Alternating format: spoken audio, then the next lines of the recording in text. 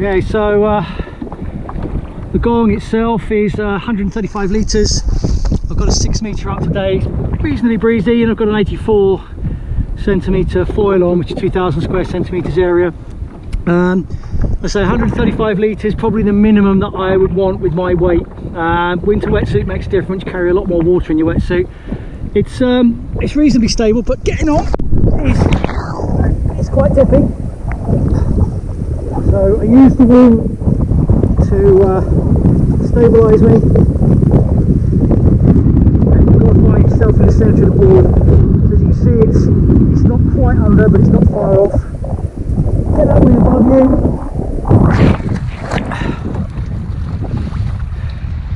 Lean forward on your knees, keep the board flat, and then a little bit of forward speed just helps you start to manoeuvre around on the board.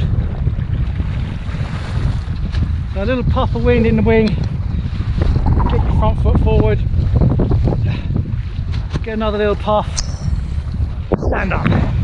What's really important with this board is foot positioning. Obviously my front foot's in the strap, that's where that's going to go. Back foot actually needs to be further forward than you think, and the board itself likes to be bared away, as does the wing.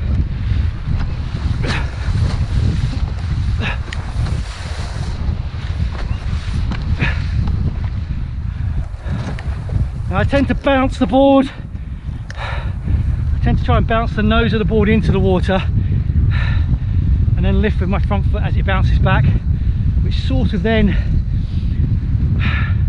pushes a bit of weight through the back foot. And once you're up, you do notice the shortness. It's very manoeuvrable, and yeah, it's really nice. You can feel that I'm over the centre of the board, and the swing weight, there's nothing here, so it's nice and easy to manoeuvre. But foot positioning is very, very important on it. That is to get going.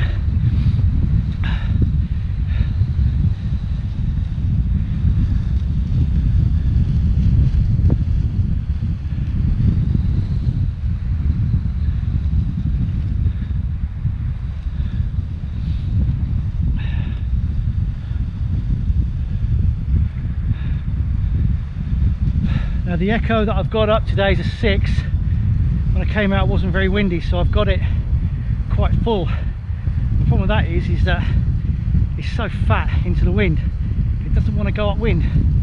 I can feel it producing power, but it's all sideways. It doesn't really allow me to go upwind. So what I'm having to do is use my board speed and then almost like feather the wing, just head upwind a little bit, pick up a bit of power in the wing, and as I feel myself slowing down, just feather it again, pick up a bit of speed and just pinch upwind. What I probably need to do is just flatten it off a bit, which will help. So now it's windy enough, I should be able to get up and running quite easy. Probably about 18 miles an hour, maybe 20. It's not massively windy, but certainly enough for a smaller board with a slightly smaller foil that I'm used to. Nice thing about this this Echo is because it's got the boom, you can flatten it off, and I've used it up to 30 miles an hour. It's not nice, but you can use it in 30, just keeps you out on the water. So instead of going in and changing down to a 5, just stayed out on the 6. As you can see, I'm blessed with super flat water out here. It's a really nice place to learn, and it's shallow everywhere as well. It's nice and safe. As you can see on the water now, there's plenty of wind. Nice thing about the harness is I can sort of go one-handed if I need to, change my hand, play around with the leash if I need to.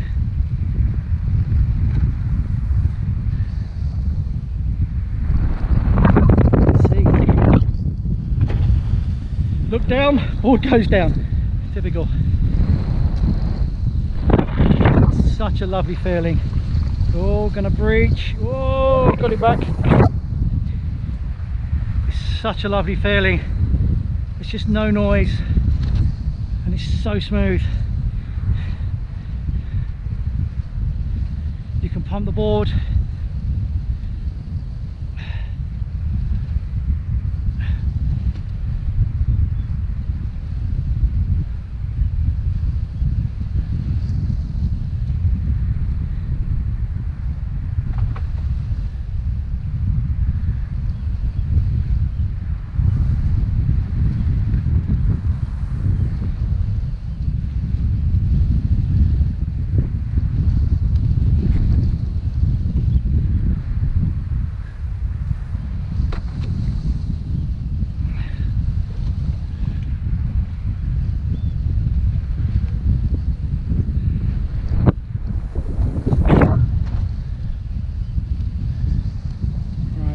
wind, head into the shallows, just flatten the wing off a little bit.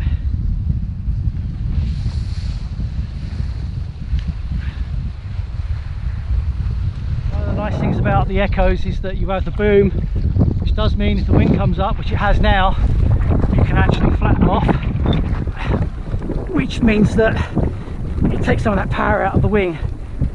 Also makes it a much finer entry so that it will go upwind easier and it will just feel lighter in the hands. So that's one nice thing about these wings. You see, quite windy now, probably up to about 22 miles an hour.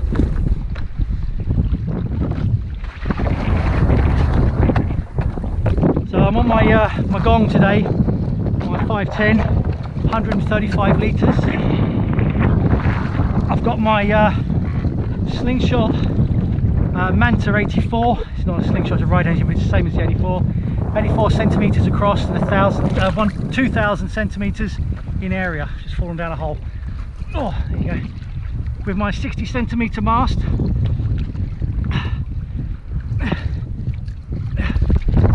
Which is plenty for today with the wind that we've got.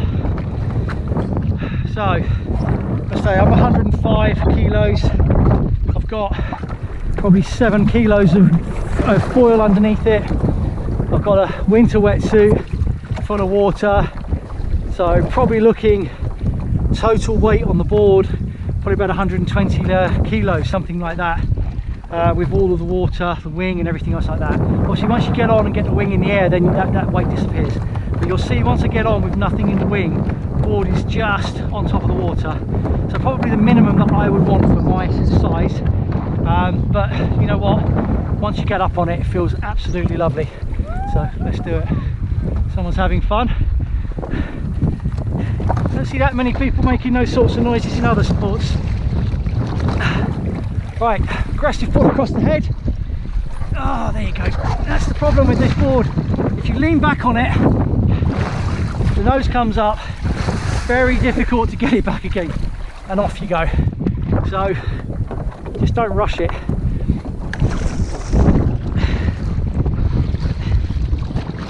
So you can see now, with nothing in the wing, board is just floating. As soon as I get the wing in the air, you see how much of the weight comes off the board. A little bit of forward speed helps you move around.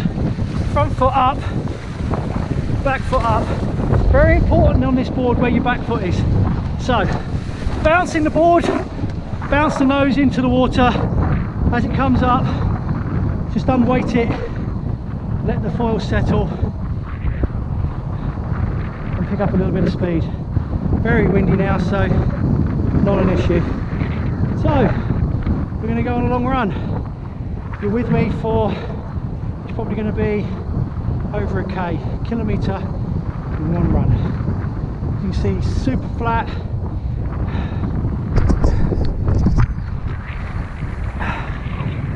Very windy, you can see the gusts on the water, dark areas.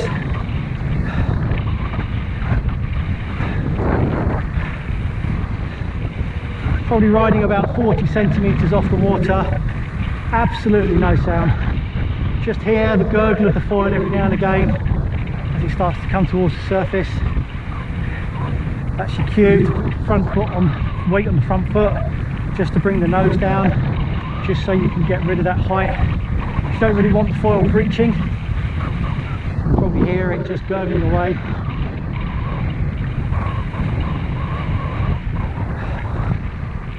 Yeah, using the harness as well. There's no pressure in my fingers at all, nothing. It's just fingertip control. Just takes all of that pressure off your arms, extends your sailing time, you get so much more time on the water. It's not that hard to use either. I mean, it's just, you're out straight away back to sailing normally. Back in again. There you go. Take the back hand off, front hand off. It's fine if you want to change the grip, but it just takes all that pressure. You lose a bit of that that dexterity. You know, you are locked in, you tend to sort of get a bit lazy and just stay with it. You have got a lot more You can move around a lot more when you're out of the harness. You can lean your body more, you can bend your legs more. With the harness you just tend to sort of lock in, but it just means that you can go upwind, which is a real back arm burner. You can go upwind really well and you just keep going, so you just get further out, get upwind, and then you can do your runs downwind as you need to. It's about 11 degrees today. It's the warmest day we've had this year, so what are we, 20th of February. This is one of my most favourite spots for any kind of water sports. I learned to windsurf out here, learned to kite surf out here. It's just flat, shallow. If anything goes wrong, certainly with this wind, you just blow back on shore. You're never that far away from safety. It's just lovely. You can see the gusts on the water, just those dark areas. And as they come in, you reach into them, you feel the power in the wing. There you go, there's the power. Still feel the speed increase. Nose wants to come up because the foil's lifting. So just weight that front foot a little bit more. Bring the nose down, then balance back out on the back foot and just hold that. Obviously if the wind drops, you want to bring the nose up slightly just to get a little bit more height. Gives you a little bit more like in the battery. That height above the water is like stored energy. As you hit a lull, you can use that height to just glide down, keep speed up. So plenty of wind at the moment, plenty of wind.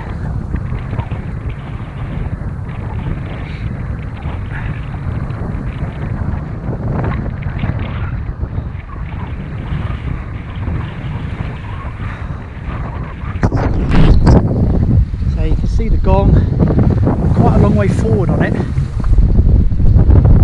Just because of where my foil is. Slingshot foils, I've got 3 different places to put them to move the actual foil forward and back. I've got it where I use it for my wind foiling, so as a result of that, it's quite a long way forward on the board. I can't put it any further on the track because of the straps. The front ones are as far forward as they'll go, and actually I can't get my back foot on the foot straps where they are.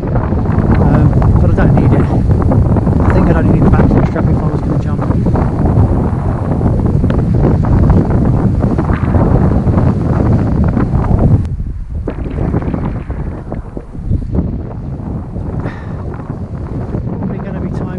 Fairly soon. Don't really want to walk in, so just keep out here for a bit longer. It's just over a kilometre in one run. Keep going forever. The thing is, as the waves start coming across this bank now, you can start seeing there's a little bit of chop in here. It's not a problem. Feel it through the foil. You can actually feel every single bit of chop. Just I'm riding quite high on the foil in the water. The foil's like that. It's weird. A little bit less wind here as well. It's not a problem because I'm up on the foil, but getting going again could be interesting. Right, going to try for a jibe. I'm not having massive success at the moment, but the way that I do the jibe is I bear off, I pick up as much speed as I can, and I just completely forget the wing. Just concentrate on the board. Just concentrate on surfing the board round. And I don't even change my feet, I just try and stay toe side for the moment. But you'll find that if you keep the wing above you, just naturally you find that you want to change your hands. But apart from that, I just forget about it. So just move my foot onto the other side of the rail a little bit, picking up a bit of speed. Look, make sure there's no one there. And then forget the wing.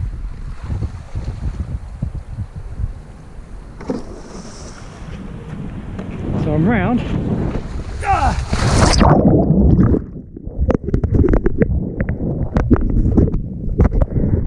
quite enough speed out of the jibe.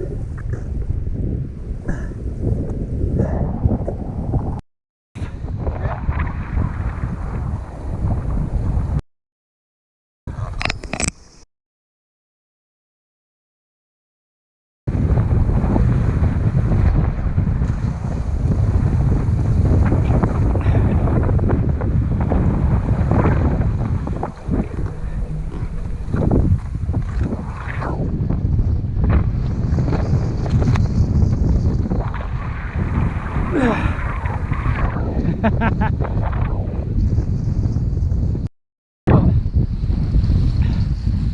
off, start the pump, bounce the board into the water.